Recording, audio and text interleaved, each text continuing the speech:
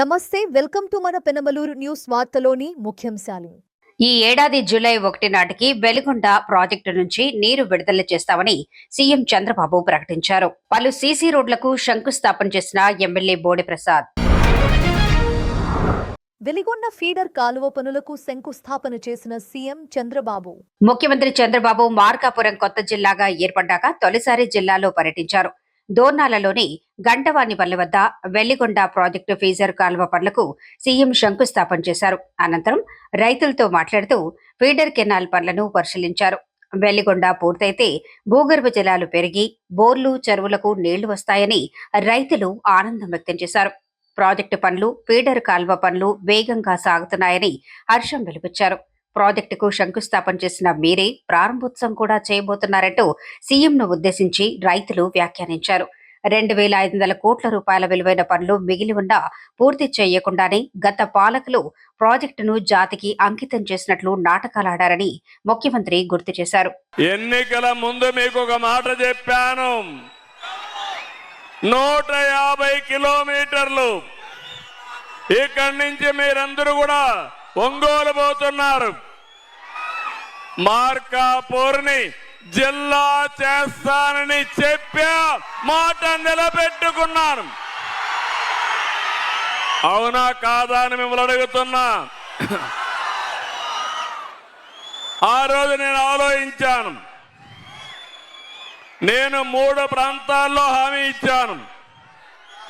ఒకటి మార్కాపూర్ జిల్లా వెనుకబడిన ప్రాంతం, మీకు న్యాయం చేయాలి. రెండోది మదనపల్లి, అన్యాయం జరిగింది, అక్కడ ప్రాంతం వాళ్లకు న్యాయం చేస్తానని చెప్పాను. మూడోది పోలవరం ప్రాజెక్టు వల్ల రాష్ట్రానికి పూర్వ వైభవం వస్తుంది. పోలవరం రాష్ట్రానికి జీవనాడి. అక్కడ నష్టపోయిన వారి కోసం పోలవరం జిల్లా ఇస్తానని చెప్పాను. ఈ 3 కూడా జిల్లాలుగా చేసి మళ్ళీ మీ దగ్గరకు వచ్చాను. 30 ఏళ్ళు మళ్ళీ భగవంతుడు నాకే అవకాశం ఇచ్చాడు. వెలుగొండను పూర్తి చేసి జాతికి అంకితం చేసి మీ జాతకాలు మార్చమని. అవునా కాదా? అవునంటే గట్టిగా చప్పట్లు కొట్టి చెప్పండి.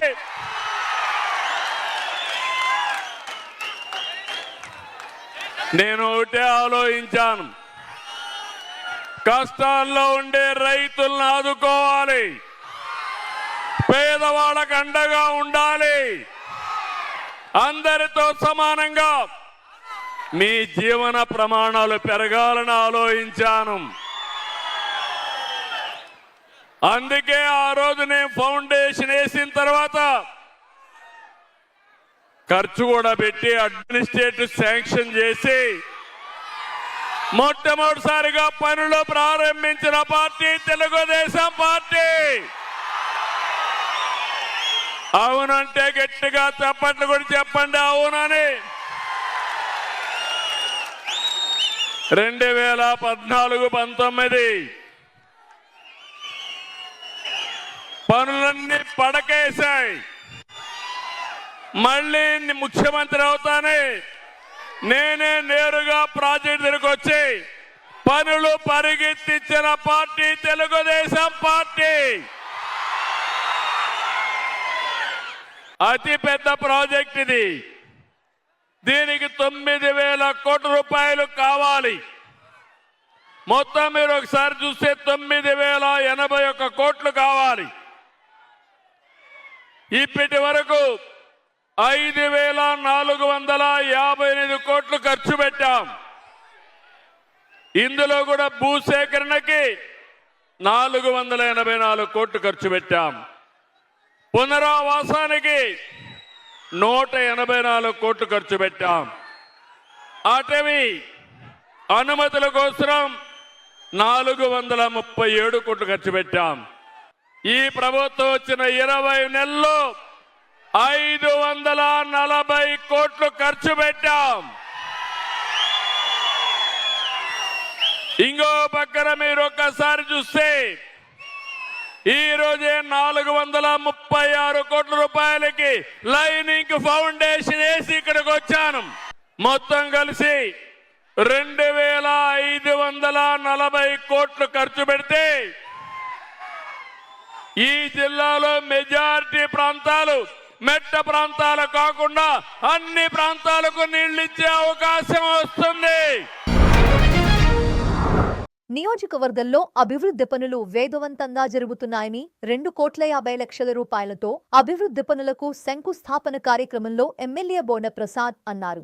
పెనమలూరు నియోజకవర్గం పెనమలూరు మండలంలో గోశాల, వణుకూరు, గంగూరు గ్రామాలలో సుమారు 2.50 లక్షల రూపాయల నిధులతో చేపట్టబోయే సీసీ రోడ్డు నిర్మాణ పనులకు స్థానిక శాసనసభలో బోడే ప్రసాద్ భూమి పూజ చేసి శంకుస్థాపన చేశారు. ఈ సందర్భంగా ఎమ్మెల్యే మాట్లాడుతూ ఎప్పటి నుంచో పెండింగ్ లో ఉన్న గంగూరు, వేల్పూర్ కనెక్టివిటీ రోడ్డు గతంలో గంగూరు వరకు అభివృద్ధి చేశాము. ఇప్పుడు వేల్పూర్ వరకు సుమారు 60 లక్షల నిధులతో రోడ్డు నిర్మాణ పనులు చేపడుతున్నట్లు తెలిపారు. గోశాల సాయిబాబా గుడి కట్ట రోడ్డు సరిగా లేక ప్రజలు తీవ్ర ఇబ్బందులు గురవుతున్నారని సుమారు 50 లక్షల రూపాయల నిధులతో అభివృద్ధికి పనులు మొదలు పెడుతున్నామన్నారు. వణుకూరు లేఅవుట్లో సుమారు 1.33 లక్షల రూపాయల నిధులతో రోడ్డు నిర్మిస్తున్నామని తెలిపారు. కూటమి ప్రభుత్వం వచ్చాక గోశాల గ్రామంలో అభివృద్ధి వేగవంతంగా జరిగిందన్నారు. ఈరోజు నియోజకవర్గంలో 2.5 కోట్ల రూపాయలు పెట్టి రోడ్లు శంకుస్థాపన కార్యక్రమం చేయడం జరిగింది. గంగూరు వేల్పూరు కనెక్టివిటీ రోడ్డు ఎప్పటి నుంచో అభివృద్ధి చేయాలనుకుని గతంలో మనమే శాంక్షన్ చేసి గంగూరు పరిధి వరకు అభివృద్ధి చేయడం జరిగింది. మళ్ళీ తిరిగి వేల్పూరు వరకు కూడా సుమారుగా 60 లక్షల రూపాయల నిధులు కేటాయించడం జరిగింది. ఈరోజు అది శంకుస్థాపన చేయడం జరిగింది. అలాగే గోశాల కట్టకు వచ్చేసి సాయిబాబా గుడి కట్ట వచ్చేసి 50 లక్షల రూపాయలు. ఈ రోడ్డు కూడా చాలా దారుణంగా ఎప్పటి నుంచో కూడా ఇబ్బందులు పడుతూ ఉన్నారు. దీన్ని కూడా అభివృద్ధి చేయడం జరుగుతూ ఉంది. ఇది కాకుండా వణుకూరు ఈ కొత్తగా వేసిన లేఅవుట్స్లో సుమారుగా 1,33 లక్షల రూపాయలు పెట్టి అక్కడ కూడా అభివృద్ధి చేయడం జరిగింది. అలాగే చింతలకట్ట కూడా మొన్నే 1,14 లక్షల రూపాయలు కూటమి ప్రభుత్వం అధికారంలోకి వచ్చిన తర్వాత గోశాలకు సంబంధించి పెద్ద ఎత్తున నిధులు కేటాయించి అభివృద్ధి చేయడం జరుగుతూ ఉంది. ఈ ఒక్క సంవత్సరన్నర కాలంలోనే దాదాపుగా 4 కోట్ల వరకు ఈ ఊరికి నిధులు కేటాయించి అభివృద్ధి చేయడం జరిగింది.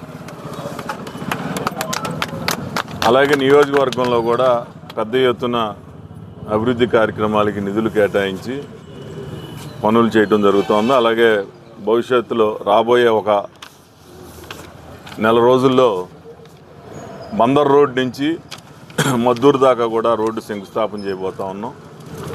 అది 7 మీటర్ల రోడ్డు వెడల్పు చేసి ఏదైతే ఈడుపుగల్లు సెంటర్ నుంచి ఊరు దాకా ఎంత పెద్ద రోడ్డు వేసామో అంత పెద్ద రోడ్డు వణుకూరు ఊరు చివరి వరకు కూడా పెద్ద రోడ్డు అయిపోతా ఉన్నాం. ఇవన్నీ కూడా మరి కూటమి ప్రభుత్వంలో చేస్తున్న అభివృద్ధి కార్యక్రమాలని సందర్భంగా తెలియజేస్తా ఉన్నాం. వైసీపీ విధ్వంస పాలనలో నిర్వీర్యమైన వ్యవస్థలను గాడిలో పెడుతున్నామని ఆర్థిక శాఖ మంత్రి పయ్యావుల కేశవ్ అన్నారు. విజయవాడ, అమరావతి అసెంబ్లీ సమావేశాల్లో ఆర్థిక శాఖ మంత్రి గత ప్రభుత్వం చేసిన పాపాలను కడుగుతూ రాష్ట్రాన్ని ప్రక్షాళన చేస్తున్నామన్నారు. గత వైసీపీ ప్రభుత్వం 9,74,556 కోట్లు అప్పులు చేయగా అందులో ఇప్పటి వరకు 24,811 కోట్లు తీర్చామని చెప్పారు.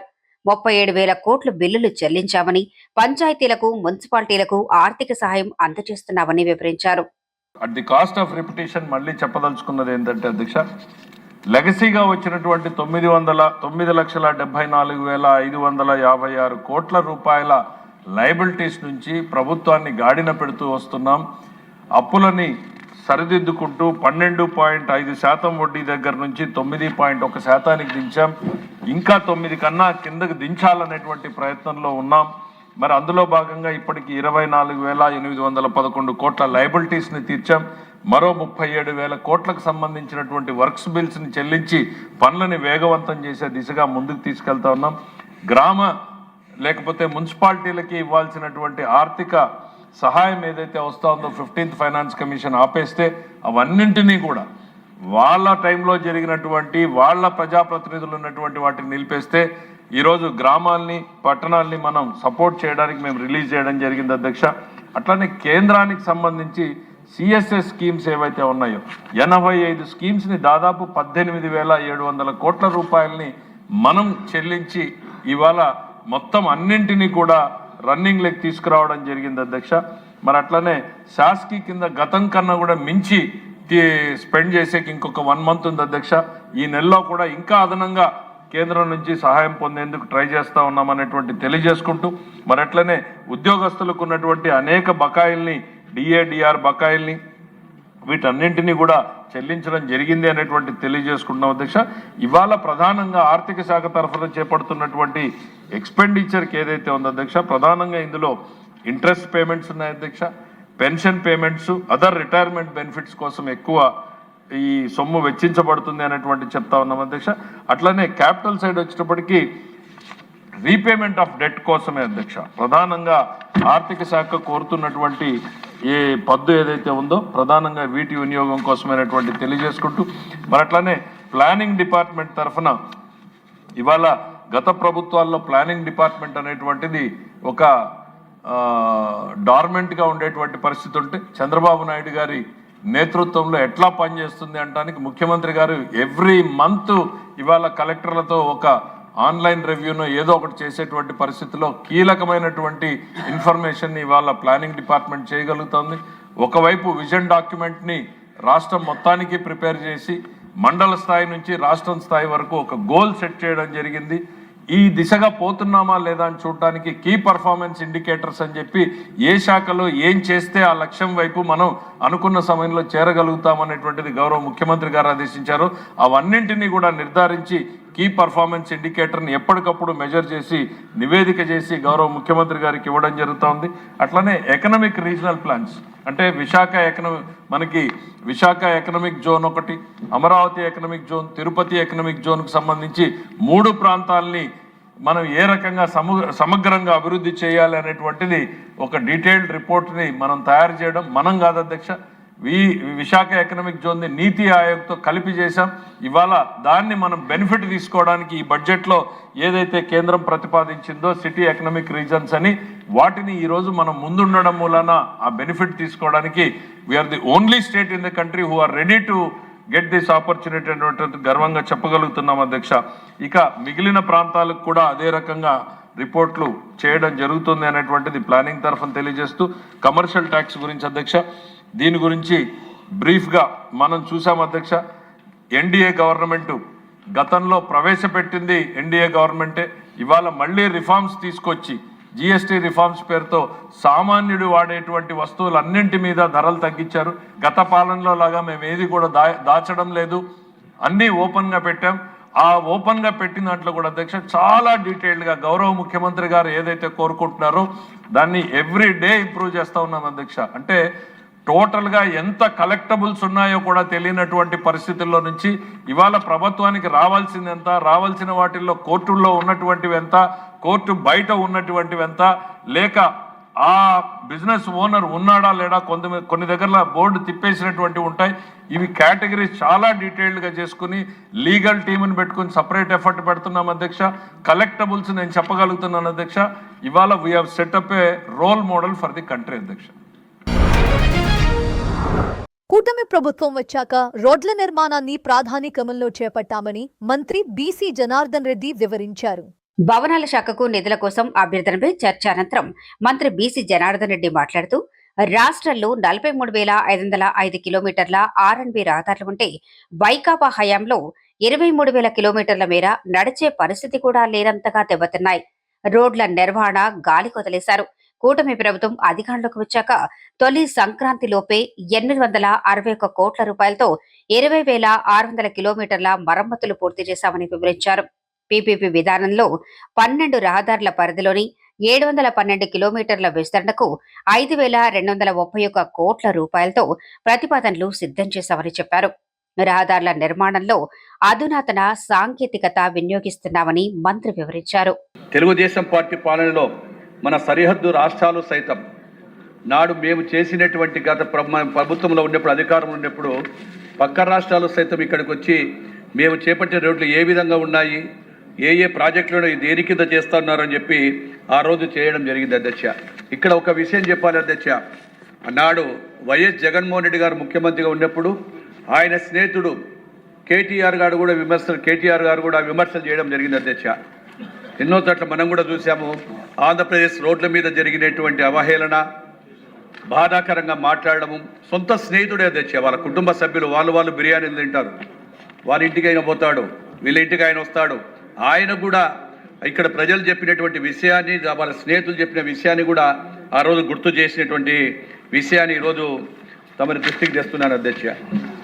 2014-19 మధ్య టీడీపీ ప్రభుత్వం హయాంలో రహదారుల అభివృద్ధికి 14,970 కోట్ల రూపాయలు ఆ రోజు మేము కేటాయించడం జరిగింది అధ్యక్ష. వాటిలో 81% అప్పుడు ఖర్చు పెట్టాము అధ్యక్ష. మేము తెలుగుదేశం ప్రభుత్వం 2014-19లో 81%, దాదాపుగా 12,000 చిల్లరకు పైగా ఖర్చు పెట్టి చుట్టుపక్కల రాష్ట్రాలు కూడా ఇక్కడికి వచ్చి చూసే విధంగా తయారు చేయడం జరిగింది అధ్యక్ష.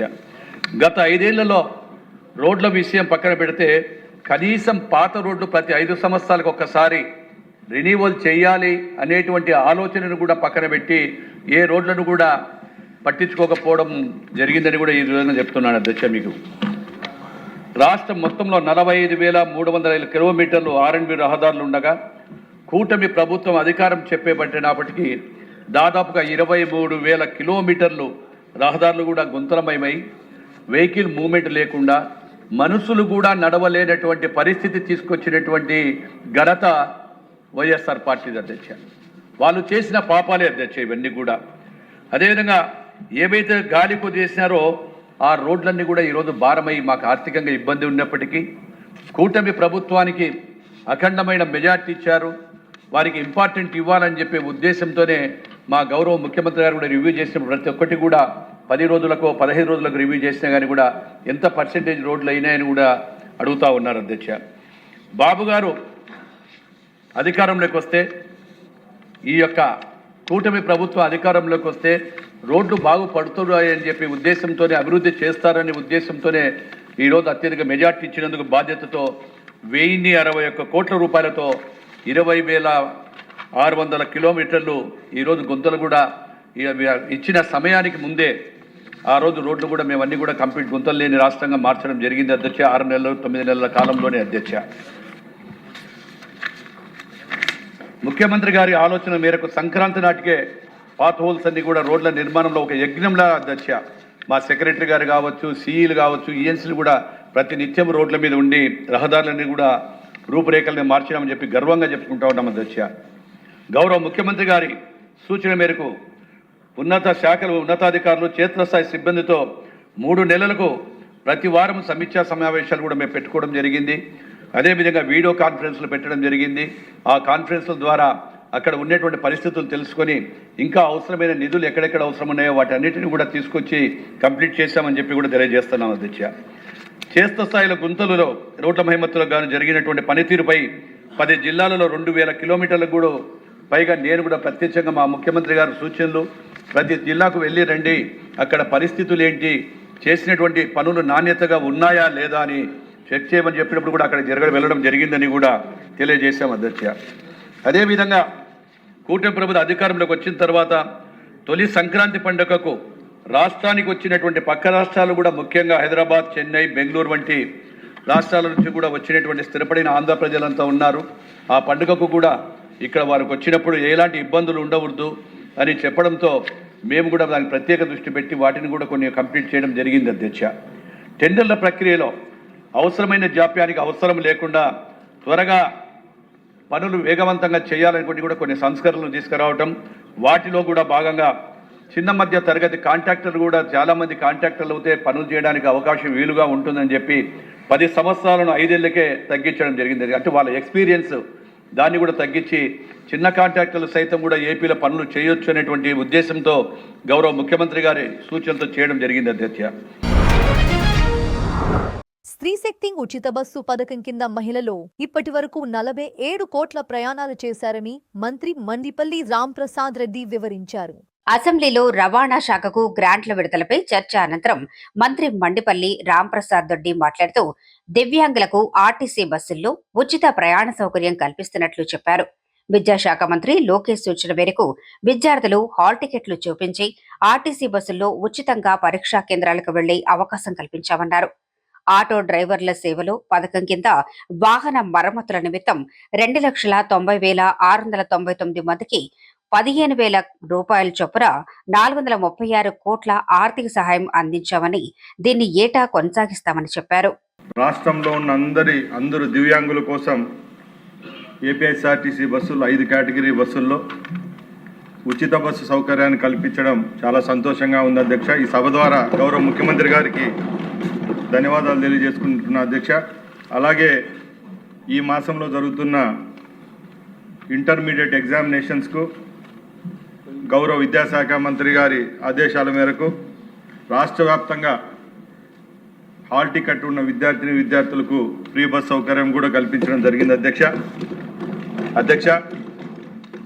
ఇంకా ట్రాన్స్పోర్ట్ డిపార్ట్మెంట్ విషయానికి వస్తే మన ప్రభుత్వం ఏర్పాటైన తర్వాత గౌరవ ముఖ్యమంత్రి గారు చొరవతో ఎప్పుడైతే ఈ రాష్ట్రంలో శ్రీశక్తి పథకాన్ని ఇంప్లిమెంట్ చేశామో ఇక్కడున్న ఆటో సోదరులకు ఏ విధమైన అసౌకర్యం కలగకుండా వాళ్ళ కుటుంబాలు కూడా మంచిగా ఉండాలని మంచి ఉద్దేశంతో ఆటో డ్రైవర్ సేవ పథకాన్ని తీసుకొని రావడం జరిగింది అధ్యక్ష. దానిలో భాగంగా వాహన మరమ్మతుల కోసం అలాగే మోటార్ క్యాబ్ మరియు మ్యాక్సీ క్యాబ్ డ్రైవర్ల కోసం 15,000 ఆర్థిక సాయాన్ని కూడా ఇవ్వడం జరిగింది అధ్యక్ష. దీని ద్వారా రాష్ట్ర వ్యాప్తంగా 2,90,669 మంది లబ్ధిదారులకు సుమారుగా 4,36,00,000 రూపాయలు ఒకే ఒక సంవత్సరానికి ఇవ్వడం జరిగింది అధ్యక్ష. ప్రతి సంవత్సరం ఈ పథకాన్ని రాష్ట్ర ప్రభుత్వం ఇవ్వదలుచుకుంది అధ్యక్ష. అలాగే డ్రైవర్ల శిక్షణ ITDR ఏదైతే ఉందో దాని ద్వారా ఇప్పటికే 18.50 కోట్ల రూపాయలు ఖర్చు పెట్టడం జరిగింది అధ్యక్ష. అలాగే విశాఖపట్నంలో గంభీరంలో మొత్తం 16.5 కోట్ల రూపాయలతో INC కేంద్రాన్ని కూడా ఏర్పాటు చేయడం జరుగుతూ ఉంది అధ్యక్ష. అలాగే 9 ADTT పనిచేస్తున్నాయి అధ్యక్ష. Maruti Suzuki India limited CSR పథకం ద్వారా 5 ADTTలు కూడా ఇప్పటికే ఏర్పాటు చేయడం జరిగిందని తెలియజేసుకుంటున్నా అధ్యక్ష. అలాగే రాష్ట్ర వ్యాప్తంగా 18 జిల్లాల్లో ఇప్పటికే ATSలు పనిచేస్తున్నాయి అధ్యక్ష, ఆటోమేటిక్ టెస్టింగ్ స్టేషన్ల అధ్యక్ష. మరో 6 చోట్ల ఈ పనులు జరుగుతున్నాయి. వచ్చే 2 మాసాల్లోనే ఆ పనులు పూర్తి చేసుకొని ఈ రాష్ట్ర వ్యాప్తంగా ఇంప్లిమెంట్ చేసేదానికి రాష్ట్ర రవాణా శాఖ సిద్ధంగా ఉందని తెలియజేసుకుంటున్నా అధ్యక్ష. అలాగే ఈ రాష్ట్ర వ్యాప్తంగా ట్రాన్స్పోర్ట్ డిపార్ట్మెంట్ కొన్ని కొత్త నిర్ణయాలు తీసుకోవడం జరిగింది అధ్యక్ష. దానిలో భాగంగా ఎలక్ట్రిక్ మొబిలిటీ పాలసీని తీసుకొని రావడం జరిగింది అధ్యక్ష. దాని ప్రకారం ఆంధ్రప్రదేశ్ కొనుగోలు చేసి నమోదు చేస్తున్న ఎలక్ట్రిక్ వాహనాలు మోటార్ వాహనాల పన్ను మినహాయింపు ఉంటుందని ఈ సభలో తెలియజేసుకుంటున్న అధ్యక్ష. అలాగే రోడ్డు భద్రతా నిధిని కూడా రాష్ట్రంలో ఏర్పాటు చేయడం జరిగింది అధ్యక్ష. ఈ రాష్ట్రంలో ఇప్పటికే 2025లో 18,395 రోడ్డు ప్రమాదాలు జరిగాయి అధ్యక్ష. ఇవి తగ్గించడానికి ఈ నిధి ద్వారా ఎవరైతే ప్రమాదానికి గురవుతారో వారికి వాళ్ళ కుటుంబాలకు ఆర్థిక సాయం అందుతుందని తెలియజేసుకుంటున్న అధ్యక్ష. అలాగే రిజిస్టర్ వెహికల్ స్కానింగ్ ఫెసిలిటీ ఏదైతే RVSF ఉందో గుంటూరు మరియు జగ్గయ్యపేటలో ఏర్పాటు చేయడం జరిగింది అధ్యక్ష. అలాగే రేపు రాబోయే కాలంలో కూడా అనంతపురం పట్టణంలో ఇది ఏర్పాటు చేస్తామని తెలియజేసుకుంటున్న అధ్యక్ష. అలాగే NIC ఏదైతే ఉందో దాంతో అనుసంధానంగా మొత్తం 85 RTA సేవలు ఏదైతే వెహికల్ సారథి పథకం ఏదైతే ఉందో దాన్ని రాష్ట్రంలో ఇంప్లిమెంట్ చేస్తామని తెలియజేసుకుంటున్న అధ్యక్ష. అలాగే ముఖ్యంగా ఆర్టీసీ విషయానికి వస్తే అధ్యక్ష, గత 5 సంవత్సరాల్లో ఏ ఒక్క రోజు కూడా ఆర్టీసీని పట్టించుకున్న పాపాన పోలేదు అధ్యక్ష. గత ప్రభుత్వం గౌరవ ముఖ్యమంత్రి చంద్రబాబు నాయుడు గారు బాధ్యతలు చేపట్టిన పిమ్మటే 24-25 సంవత్సరంలోనే సుమారుగా 1450 డీజిల్ బస్సును రాష్ట్రంలో ఉన్న రోడ్లపైకి తీసుకొని రావడం జరిగింది అధ్యక్ష.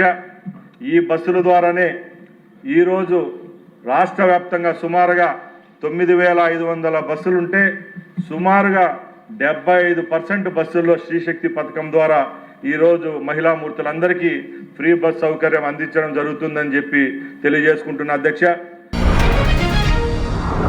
వార్తలు ముగించే ముందు ముఖ్యాంశాలు మరోసారి.